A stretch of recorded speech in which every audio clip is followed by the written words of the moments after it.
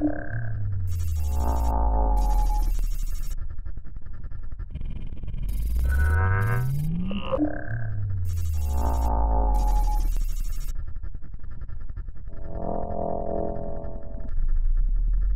on a vu la semaine dernière comment marchait le remappage temporel dans Premiere Pro. Cette semaine, je vous propose de voir comment ça marche dans After. Alors déjà, on n'a pas le même workflow, donc la modification temporelle va marcher de façon un peu différente dans After Effects par rapport à Premiere Pro. Vous allez faire un clic droit sur un élément et dans Temps, vous avez plusieurs options. Inverser le calque et extension temporelle vous propose les mêmes options que l'on a vu dans Premiere. Vous pouvez choisir de geler l'image, dans ce cas votre calque deviendra une image fixe définie par le moment où est placée votre tête de lecture. Ou alors de figer le calque sur la dernière image et dans ce cas votre calque se lira normalement et créera une image fixe à partir de la dernière image.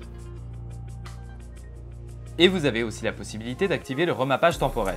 Cette option va vous permettre de gérer le temps de votre calque avec des points clés.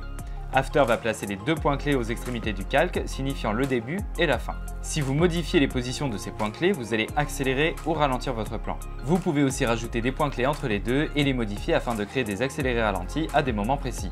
Alors même si la façon de travailler dessus est un peu différente, le principe reste quand même très similaire à celui de Premiere Pro, sauf que After va nous permettre de pouvoir faire quelques petits trucs sympas en plus. Et aujourd'hui par exemple, on va créer des boucles infinies. Prenez par exemple cette composition.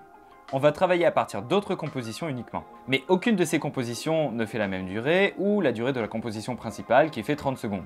Alors ce qu'on va faire, c'est qu'on va activer le remappage temporel et on va pouvoir faire plusieurs choses. Premier cas, une animation s'effectue et on veut juste que l'élément reste en place une fois qu'elle se termine.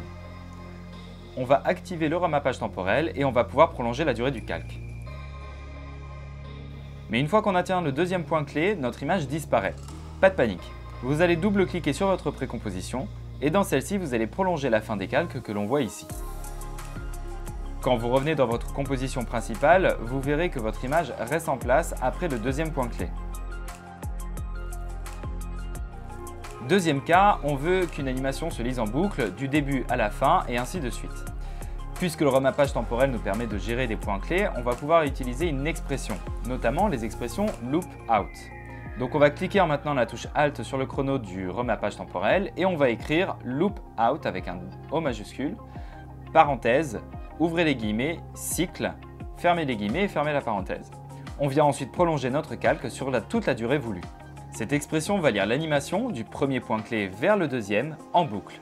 Troisième cas, toujours dans l'idée de faire une boucle, mais cette fois on a un affichage continu. Donc si on utilise l'expression loop out en mode cycle, on risque de voir une saccade d'image au moment de la nouvelle boucle. Alors ce que je vais faire, c'est que je vais utiliser le mode ping-pong qui, au lieu de lire une animation du point A vers le point B, puis du point A vers le point B à nouveau, va lire du point A vers le point B et ensuite du point B vers le point A et ainsi de suite. En gros, c'est comme avoir un calque à vitesse normale, puis inversé, puis normal, puis inversé et ainsi de suite, sauf que vous n'en avez qu'un seul.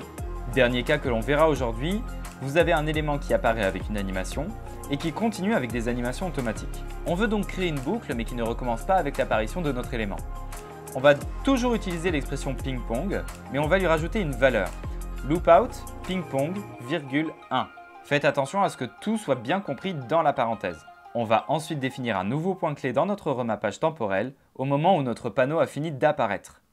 L'expression va donc créer un aller-retour entre la dernière valeur et la première valeur qu'elle rencontre. C'est pour ça qu'on a écrit 1. Et notre apparition apparaît, continue de s'animer en boucle sans repasser par l'animation de départ.